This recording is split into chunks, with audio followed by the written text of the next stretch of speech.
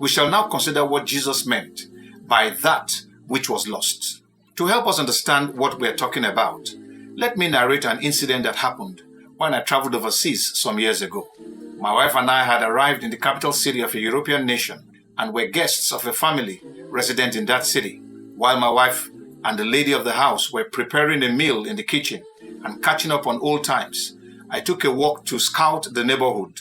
On my way, as was my usual practice when in a new environment, I took note of some things I considered landmarks so I could easily find my way back. I went into a store, made a few purchases, and began to return to my host's home. Remembering the landmarks I had earlier noted, I began my return journey in the direction I had come from. After about 30 to 45 minutes of walking, it seemed like something was wrong because it did not take me up to 15 minutes to get to the store from my host's home.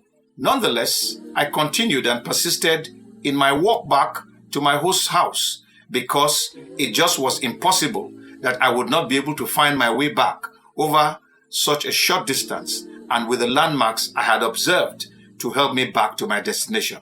Besides, it just was not possible for me to be unable to find my way. After all, it was just a short distance. However, as I continued my return journey, I observed that what I had thought were landmarks were in fact commonplace and dotted the city. There were so many of them everywhere. Well, so much for landmarks.